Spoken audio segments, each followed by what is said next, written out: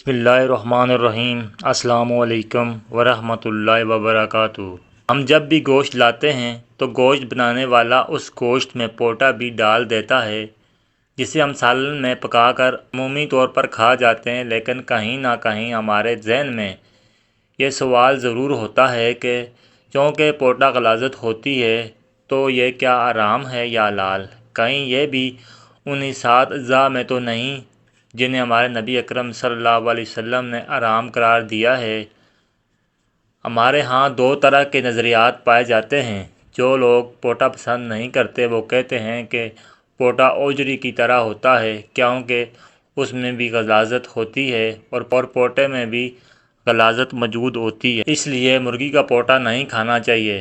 جبکہ ہمارے معاشرے میں بہت زیادہ لوگ ایسے ہیں جو کہ اوجری کو کھانا پسند کرتے ہیں، وہ اوجری کے ساتھ ساتھ آنتوں کو بھی کھا جاتے ہیں، اس لیے وہ لوگ کہتے ہیں کہ مرغی کا پوٹا بھی حلال ہے۔ فقہا اس بارے میں لکھتے ہیں کہ کہیں پیشاب مثانے میں اکٹھا ہوتا ہے اور جانور کی ساری غلاظت اوجری میں اکٹھی ہوتی ہے۔ پیشاب نجاست خفیفہ ہے اور پخانہ نجاست غلیظہ ہے۔ جس طرح مثانہ مکروہ تحریمی ہے، اسی طرح اوجری اور آنتوں کو بھی مکروہ تحریمی کہا گیا ہے۔ کچھ فقہا کے مطابق اوجری طبی کراہت کی وجہ سے مکروہ ہے اور کراہت کے ساتھ کھا لینی چاہیے۔ انہوں نے اس کو جائز قرار دیا ہے۔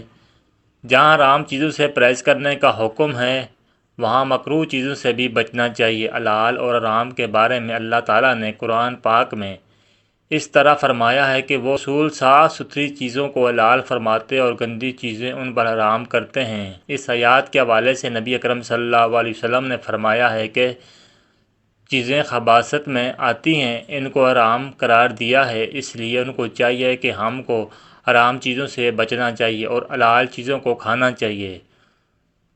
جو چیزیں خبیث ہیں ان کو حرام یا مکروہ کہا گیا ہے۔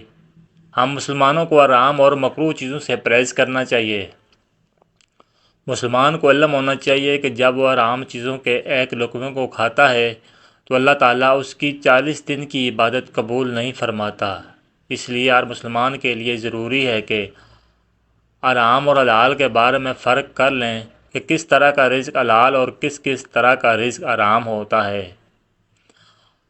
ہم آپ کو 7 ایسی چیزوں کے بارے میں آگاہ کرتے ہیں جو حلال جانوروں میں پائی جاتی ہیں پر وہ مکروہ تحریمی ہیں، اور وہ 7 چیزیں مندرجہ ذیل ہیں۔ نمبر 1 بہتا ہوا خون، نمبر 2 غدود، نمبر 3 مثانہ، نمبر 4 پتا، نمبر 5 نر کی پیشاب کی جگہ، نمبر 6 مادے کی پیشاب کی جگہ، نمبر 7 کپورے۔ ناظرین گرامی، اوجری اور نجاست میں کوئی فرق نہیں ہوتا ہے، اس میں کوئی جلی ٹائپ کی چیز نہیں ہوتی ہے، اس لیے اوجری کو کھانے سے منع فرمایا گیا ہے اور اس کو کھانے کو مکروہ تحریمی کہا گیا ہے۔ یعنی گندگی براہ راست اوجری پر پڑی ہوتی ہے، اس لیے اسے کھانے میں کراہت ہے۔ یعنی اوجری کے متعلق 2 طرح کے مکتب فکر ہیں۔ ایک کے نزدیک اوجری مکروہ تحریمی ہے، یاد رہے کہ مکروہ ناپسندیدہ چیزوں کو کہا گیا ہے اور تحریمی اس کو کہتے ہیں جو حرام کے نزدیک ہو، جبکہ دوسرے کے مطابق اس کو کراہت کے ساتھ کھایا جا سکتا ہے۔ لیکن مزے کی بات یہ ہے کہ مرغی کے پوٹے کے بارے میں تمام مکتب فکر متفق ہیں۔ تمام کے نزدیک مرغی کا پوٹا حلال ہے۔ مرغی کے پوٹے میں بھی گندگی ہوتی ہے، لیکن مرغی کے پوٹے میں ایک جلی ہوتی ہے، جب اس کو اتار لیا جاتا ہے تو گندی جلی کے باہر ہوتی ہے اور جو جلی کے ساتھ ہی صاف کی جاتی ہے اس سے پوٹا صاف ہو جاتا ہے، اس لیے مرغی کا پوٹا کھانا جائز ہے۔ مجاہد رضی اللہ تعالیٰ عنہ سے مروی ہے کہ نبی اکرم صلی اللہ علیہ وسلم نے فرمایا کہ بکری کے یہ چیزیں مکروہ فرمائی ہیں: آلات، تراسیل، کسی، پیشاب کی جگہ، گٹلی، پتا، مثانہ، خون کراہت سے مراد کے تحریمی ہے۔